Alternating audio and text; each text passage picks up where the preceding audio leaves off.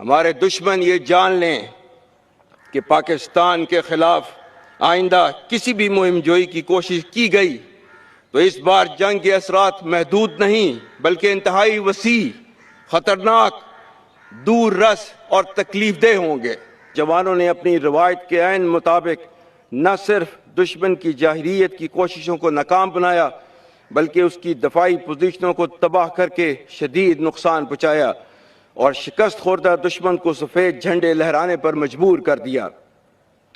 دشمن کی ہرزہ صحرائی سے اس کی بکلاہٹ واضح تھی۔ ہندوستان کو اس جنگ کے نتیجے میں شدید جانی اور مالی نقصان اٹھانا پڑا، جس کی قیمت وہ آنے والے وقتوں تک چکاتا رہے گا۔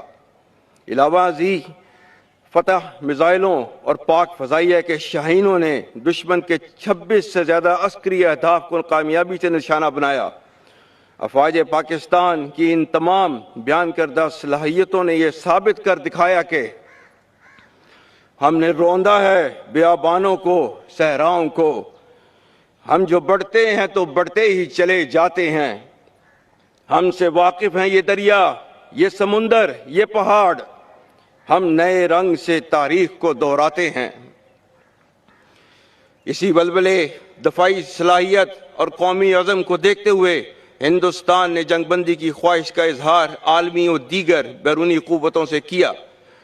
شکست خوردہ ہندوستان نے امریکہ کی سیاسی قیادت کے ذریعے ثالثی کی پیشکش کی، جسے پاکستان نے خطے کے وسیع تر امن کی خاطر قبول کیا۔ معزز حاضرین، الحمدللہ آج پاکستان کا دفاع کسی بھی بیرونی جارحیت کے خلاف مکمل طور پر ناقابل تسخیر ہے۔ ہم خطے میں طاقت کے توازن اور اپنے مؤثر دفاعی ڈیٹرنس کو قائم رکھنے پر سختی سے کاربند ہیں۔ ہماری عسکری حکمت عملی کا محور جارحیت نہیں بلکہ امن کا تحفظ ہے، اور امن قائم رکھنے کے لیے ہمہ وقت جنگ کے لیے تیار رہنا لازم ہے۔